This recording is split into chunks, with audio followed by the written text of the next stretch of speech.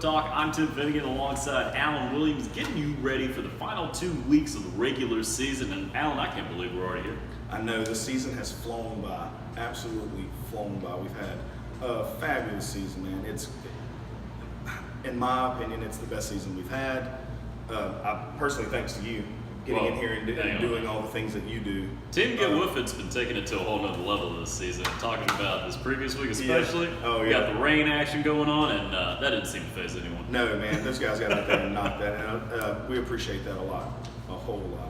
Hey, we got the games underway, but how about that back-to-back weeks where we thought that, Mobile was going to take an effect with the weather and then turn around? We're playing ball. Yep, wait 10 minutes. Just wait 10 minutes, man. I'm telling you, I'm ready to get talking about what we got coming up the next 2 weeks. Well, these 2 weeks are interesting because if you look back on the previous episodes of Wiff Talk, we were talking about projecting what could happen at this point in the season, mainly what would happen in a game of the week type of scenario.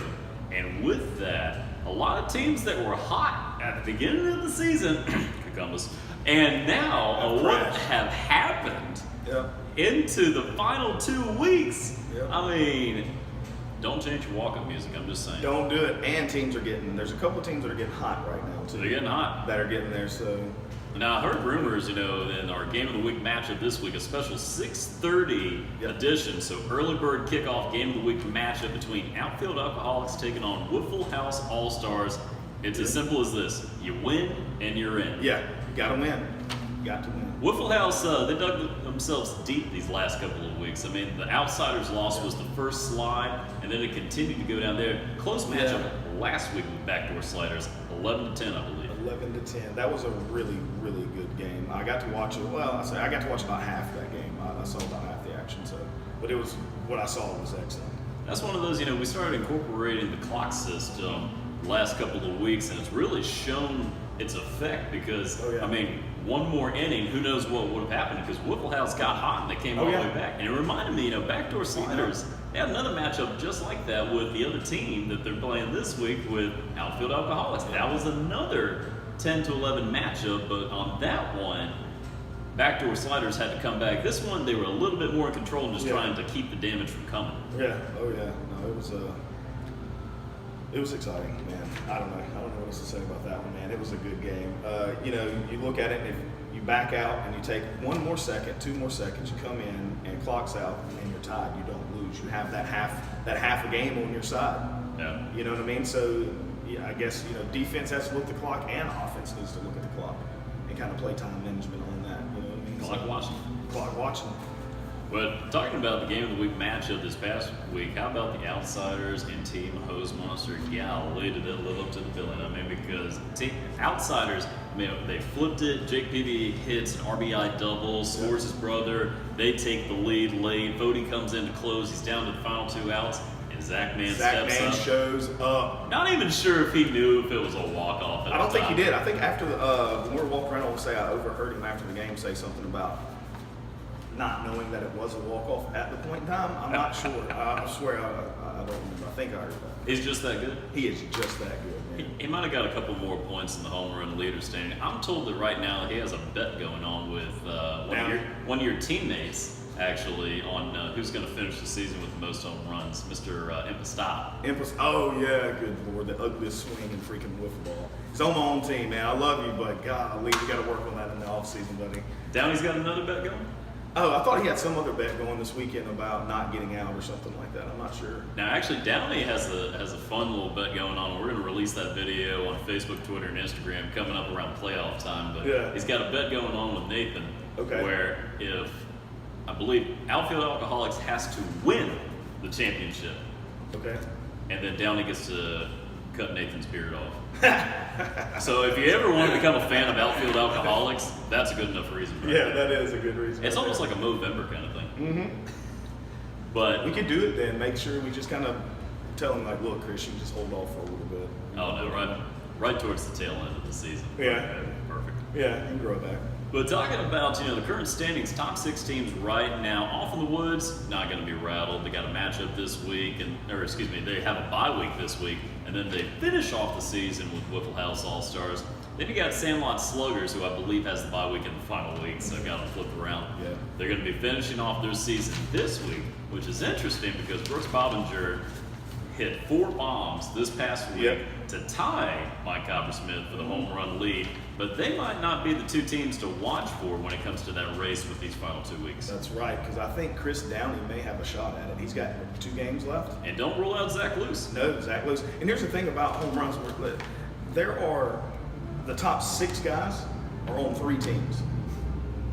Then they're at the top. 1, 2, 3. Sandlot Sluggers, Off in the Woods, Outfield Alcoholics, and Backdoor Sliders with Charlie Spencer, who was the guy right out of the gate, 4 home runs, and then it's like, what's Charlie Spencer going to do next? And then, I believe he's at 8 right now is where we're looking.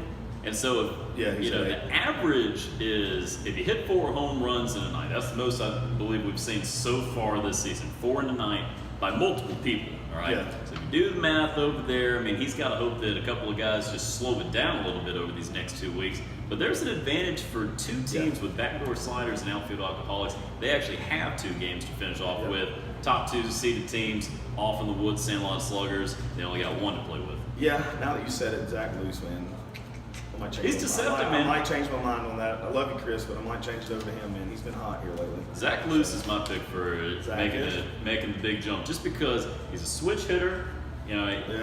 The matchups that they have to play, and we're going to take a look at some of these pitching matchups coming up, but starting off, you got Blake Nelson in that week, and I believe they're playing Mobile Bay Bears in the final week, so taking on, either Jamie Brightweiser or Chris Morgan in that matchup, and so there's an opportunity right there to kind of pick it up, and, Blake's one of the top pitchers in the league, but last week we saw, a lot of runs get on the board on that one, so, in this scenario, I'm thinking that, Zach's going to have an opportunity to make up some ground and at least get into the top matchups. Now, Off in the Woods is off this week. Sandlot Sluggers down to, you got Brooks Bobinger, Joe Hernandez. Which one's going to be able to pick it up? And they're having their own little race. That's true. Yeah, because Joe's sitting at 13 right now, so he hits 1 and he's tied for first place. Yeah. So it could happen. He usually hits he's averaged 1 a game, more than 1 a game. Oh. So it's very possible that Joe can jump up there. Coppersmith, don't think he's not going to try to come out here and hit 4 bombs to keep that. Oh, absolutely. Yeah. But he's going to have to do it against Blake Nelson in the finale. He is, but he's done it against everybody else this season, and look at the pitchers he's faced so far. So I'm not saying anything against Blake Nelson because I think Blake is a phenomenal pitcher. I just think that he's hit phenomenal pitching already this year, and he's seasoned, and he sees the playoffs coming. He sees the championship coming. That's what Coppersmith is looking at. I'll talk about another X factor with Mike Coppersmith. Not only is he a great pitcher, but he always hits the leadoff for his team, and he's the 2nd highest in leadoff home runs in the league, next to Team Hose Monsters Tyler Nolan. What, Tino? Tino had 4 himself on one night in the matchup. I believe it was against Brew Crew. But Tino is leading the league in leadoff home runs. Tim with the stats, man. I love it. Hey, man, Tino is probably one of the most underrated players in the league. All right, in my opinion, one of the top third basemen. Absolutely. You look at him, nothing gets by the guy. Nothing's going to phase him. He draws a lot of walks. All right, he's a patient hitter, and whenever he makes contact, it's going to be going. Tino is one of the most underrated assets in the league. Oh yeah, it's in the genes, man. It's in their genes. His brother's he just got awarded Mr. Tennessee in baseball, I think. He just has it in his blood, man. He just walks out on the field and pisses excellence. You know how it is. He just shows up and does his thing. Well, there's a couple teams that are going to be smelling blood in the water coming up in these last 2 weeks. Let's take a look at some of the matchups that we have coming into this next week. This is going to be a good one.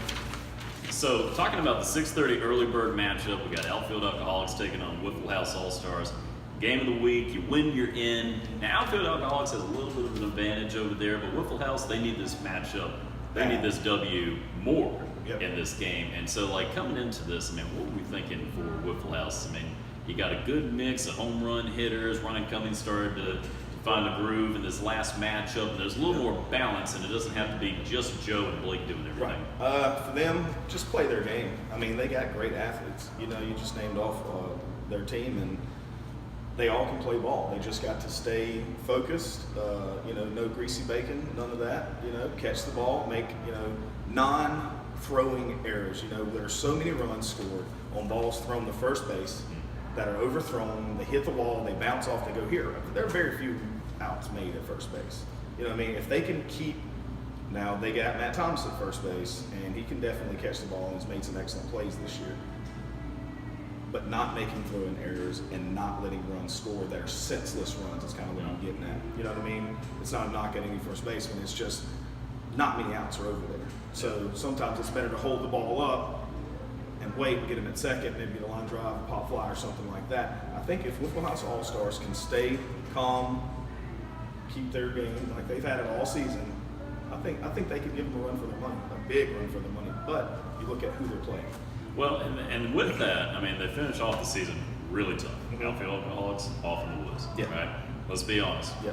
This is going to be kind of like the MLB wild card game for them. This is their wild card game to get into the playoffs, because if they don't, the season's pretty much over. Yeah, it's done. I'm sorry, but you're playing the number one team next week. Let's just cut it like this. It's hard to beat off in the woods. We say it every week. Two players that I'm looking at in this matchup, all right? Matt Thomas being one of them. When Matt Thomas hits the ball well, the whole team plays better. Yep. Okay?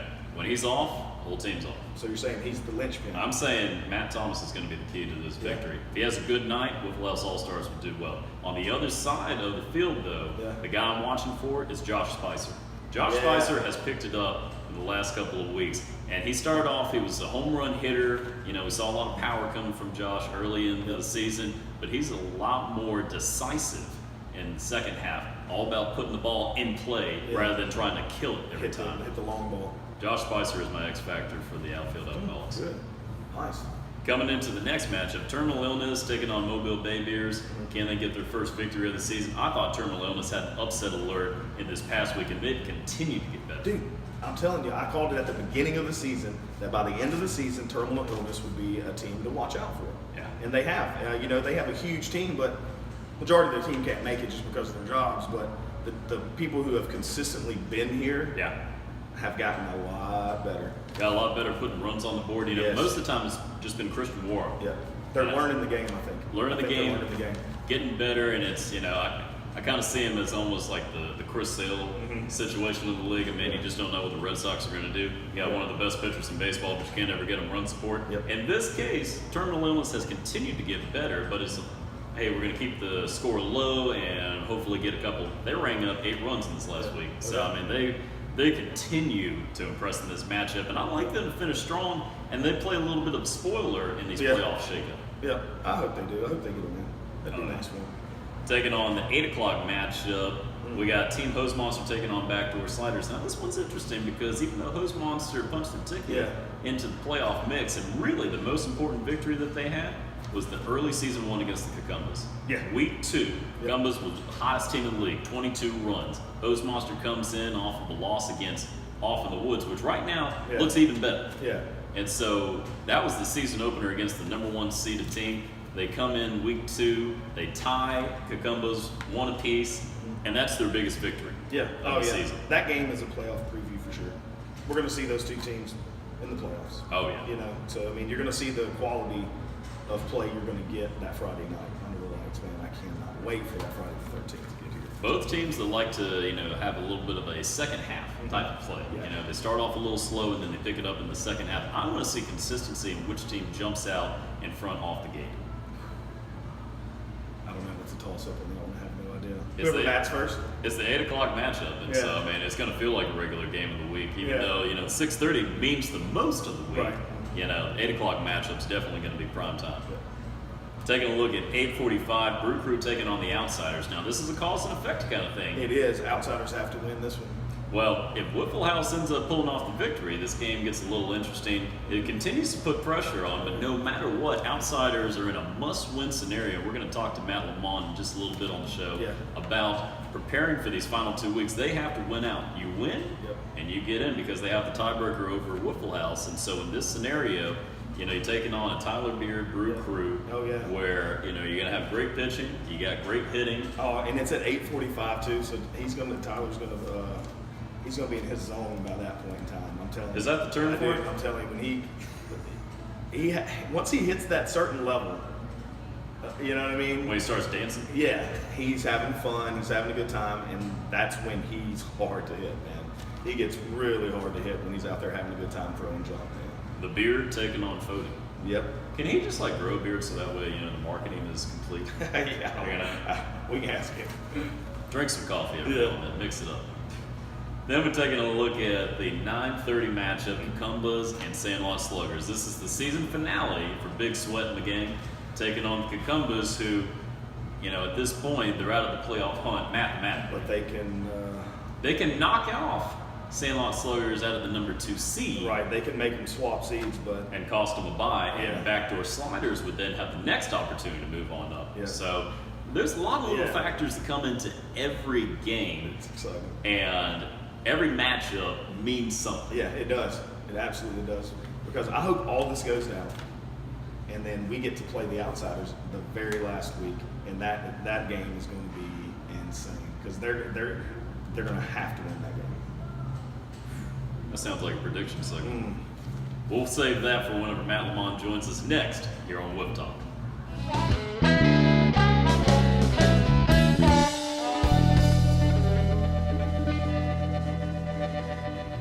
Welcome back here at DVC for Wiff Talk. Tim Finney and Alan Williams now joined by a very special guest, Matt Lamont from the Outsiders. For the longest time, it was the hottest team in the league. Was going for 3 wins in a row and had a tough matchup this past week, but playoff hopes are still on the rise with 2 weeks left. Talk about the evolution of the team, and how did y'all go from almost like an experimental group to now, y'all are figuring things out? Man, I'll tell you what, I don't think our team as a whole knew the competitiveness of this. We're all competitive at heart, so we're just gonna have a good time. Yeah. But then as everybody kind of got out there a little bit and realized, okay, we're all friends, but we still want to beat each other. Right? Yeah, I'm not losing. So, and it's like anything else, it's a little bit different. So as you kind of get a little bit more used to, how the game's played, and really putting the battle in the damn ball. Yeah. And that's when we started winning those games. We were hitting the ball. Yep. We lost some tight games. I think it was a 3-2 to Outfield Alcoholics, and then a 2-0 to maybe Cucumbas, something like that. So close games, but if you don't put any runs up, you're not gonna win. This last week was a burner though. It was tough. Jake had an RBI double, scored Luke, go ahead on that one. Then Fody comes in, he had 2 outs, and then here comes Zach Mann. Yeah. Had 2 strikes on him, and he just put it right there where Zach liked it. Yeah, the pitching battle was a little bit of a pitching battle. Yeah. I was hanging out with some of the Hose Monster team last night, and they let me in on their secret that, okay, they know Fody pitches a little quick. We're gonna start this off a little hot. Yeah. So hey, look, both sides won a little at it, and it was a pitching duel. Yeah, Sneed's nasty. Sneed's nasty. He's got that low riser, but I stood there and watched 3 pitches from him when we played them. Just watched them, just tink. I was like, damn it. Well, he rung up about 6 strikeouts in the game? Oh yeah. I was 2 of them. Are you? I only batted twice. So. Here's the real question. Last week's episode we had, it was all girls, and one of the questions we were talking about playing in the league with your spouse. Now, in your scenario, you were on the opposite side in this last matchup. What was that car ride home like? Yeah, well, fortunately, we took separate cars down here. No, she's a good sport. I think I've been hearing more of it from, Sneed this past week. We were talking trash the week prior. I took a few seasons off, and then as they kind of build their team and got their Hose Monster sponsorship, they rode with that, and I was ready to take them on with the Outsiders. Sneed, if you can see what pitch he's coming at you with, it's a little bit easier. But he's got good spin on the ball. I've always found it fun to play against you guys. You know what I mean? Because you were always with the O'Daly's team and stuff like that. I love playing against you guys. Right. You know, just I don't know, just that camaraderie amongst us, and it's like you were saying, I still want to beat you. Of course, absolutely. And it's like you kind of see those mid-season shifts and changes and stuff like that, and some of the hot teams they stay with lower numbers. 5, 6, 7 total players. Right. So the rotation is quick, and you just it's easier to stay a little more focused and hitting and in the field and making those plays. When you bat just a few times, it's pretty tough. It's tough to really get comfortable up there. So. Well, now that you're in a scenario where you control your own destiny, the biggest win of the season for y'all, no doubt, was the Wiff All-Star game. Right. And so now you're in the driver's seat. 2 weeks left. You got to take on Brew Crew this week. What kind of decisions are going to be coming into play, or what can we expect from the outsiders going forward with these two matchups? I mean, you win, you're in. So, what can we see this week? Yeah, well, we're confident in Fody. We're confident in him. He's got great pitches. We do know that he's getting a few warnings on the speed Just test. a couple of them, huh? Got the radar gun out there. I got you, buddy. Fody, you're good, bro. I got you, man. But the nice thing is it seems like it's a little give and take on both sides. So, but we got BP set up. We're gonna put some runs on the board. And one of the games is against this guy. And the last game, I can't wait for that. One of the games is against us. I'm buying all of them so many shots. I think everyone's rooting for the setup of the season finale. Drama, huh? Being outsiders taking on big league crew. Got a spoiler scenario because that's y'all can only play a spoiler at this point. So it comes down to the number 6 spot after this week. We could have an effect. Yeah. We needed this past week. We really did, kind of set us up for the rest of the season. But now we're motivated. We're ready. Ready to get another motivational speech before the game? Yeah. Yeah, baby. Yeah. Look, if Papa tells us to win, we gotta win. Papa is in charge. He'll drop the hammer on you. That's it. He would drop more than just a hammer. I'm telling you. He would drop more than just a hammer. Man, it's so. I don't know. We're gonna look at our lineup a little bit. Ellen's been playing like a badass, but she's making great fielding plays and she's getting on base consistently. So she is a good player. We've talked about a few different things to kind of secure that spot. Honestly, we thought that after last week we might have been out. So. Yeah. No, we're still breathing. Now that we control our destiny, hey man, let's go. Yeah. Hey, you win, you're in. What more do you want? That's right. Now, you've been in the league for a long time now. How have you seen the league change, grow, and really expand from the level of competition to the types of players playing in the league?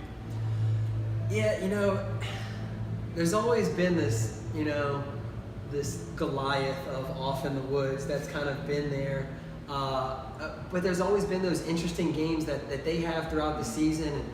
And as the seasons have kind of like evolved into what they are, the coolest thing is how the community aspect of Get With It kind of always carries on to the next season. It's a lot, it's like one big family, outside of just a league of, hey, let's just go play this on Tuesday nights. And that's what's cool, like the feeling of that. But outside of that, what you just talked about, everyone wants to win. We want to win. And so as these teams get a little bit more involved, okay, what is Outsiders do? Off in the Woods doing well? They play 5 or 6 people, and they rotate quick. So a lot of those teams are kind of making those shifts to do that. And they stay in the same positions. Stay in the same position, so you know what you're doing, heads up, and pitching. Pitching. And eliminating any errors that you can. It's usually throwing errors on our end. Trying to hit someone with the ball. It's like, dude, you miss them so much. Those outs come few and far between. If they're not like a little flick hit, right? To me, I don't really like doing that. Because the unnecessary runs, especially this time of year too, when it's getting close to playoffs, those are going to be the runs and the decisions that are you're going to make the playoffs because of those, or you're not.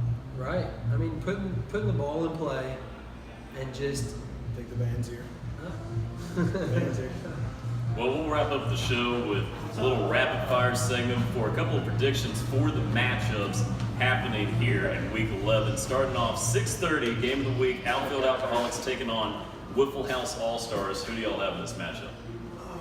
I'm going Wiffle House. Going Wiffle House. Ooh. I got to pull for Outfield Alcoholics. I'm pulling for Outfield Alcoholics here. Yeah. Yeah, Nathan, I got you, buddy. Yeah. All right. 7:15, Terminal Illness taking on Mobile Bay Beers. Who do we have in this matchup? Are they going to get their first W on the season? I'm going Bay Beers. You go Terminal Illness? Yeah, Terminal Illness. I'm sorry. Yeah. He's gone too many beers. So Right? Hey, I told you, man. I like to have a good time. Baby or premium. I think Terminal Illness is going to take this one. It's this Tuesday. Yeah, Jamie's heading for her trip on Wednesday. She's going to have Ireland in mind. So yeah, I got Terminal Illness on this one too.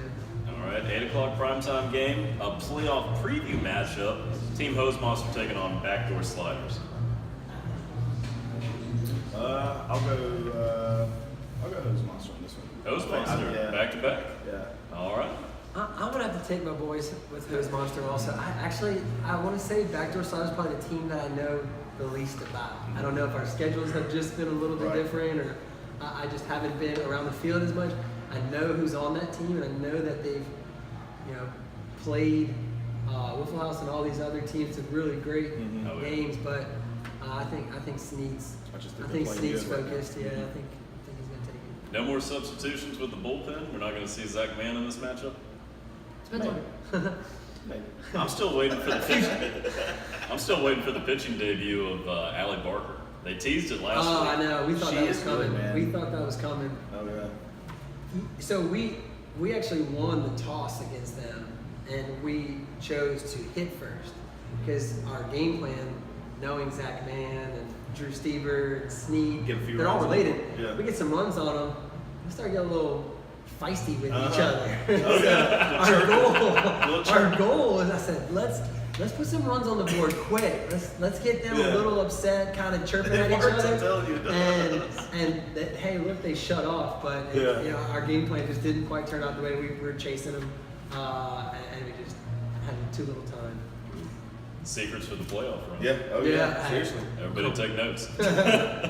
8:45, Brew Crew taking on the Outsiders. I wonder, who's going to get selected on this one. Does the Beard have something for 8:45, or does the Outsiders have a good shot? I think Outsiders take this game. Outsiders are going to take this one. Living on to your matchup for the next week. Yep, I think so. I see. I think that game this week, and then realizing they're still in the hunt coming into this week is, once that information gets there, and I think they're going to come in hot. You're going to be hungry, huh? Yeah. I like it. Yeah, I'm calling it now. Luke Peavy lead off home run to start that game. Yeah? Lead off, huh? Changing it up. I noticed that y'all mixed up the lineup every now and then. Fody's been leading off, and now so Luke's going to be our lead off. Luke's going to be lead off, start the home run right here. Nice. I like it. And then the final matchup of the night, Columbus taking on Sandlot Sluggers. Biggest thing to watch for in this matchup, Sluggers could fall out of the number 2 seed spot with this matchup, since this is their finale. Yeah, they don't have another game for this, huh? I don't know, man. Sluggers. Going Sluggers? Yeah, just because they're bats. I mean, you got Brooks, Kaiser, Joe. I mean, it's 3 of the top 10 hitters. 3 of the top 10 hitters. Well, let's go with this. If we like the Sluggers in this matchup, who finishes with the most home runs on the Sandlot Sluggers when it's all said and done? You got Joe Hernandez, Brooks Bobbinger, Keith Kaiser. I think Brooks is pretty focused. You've got him in the limelight with Mike Copper-Smith. And Copper-Smith. I think they're only separated by 1 home run. Yeah. Joe's right there. They've got a good pitcher though. Yeah. Pitcher, he's Michael Wilkins. Oh yeah. He's got some speed. Or Josh He's got some Elkins. speed to it. Elkins has been pitching good this year too. Yeah, but they're great pitchers. I think Brooks is gonna. Taking Brooks. I'm gonna take Joe. You taking Joe? Yeah, I think I'm gonna go with Joe. We're gonna have to see who's gonna rise up out of that one, but plenty of action happening on Week 11 here at Legendary Pub Park with Get Wiff It Wiffle Ball League here at O'Daly's. From Matt Lamont and Alan Williams, I'm Tim Finnegan. Let's get with it.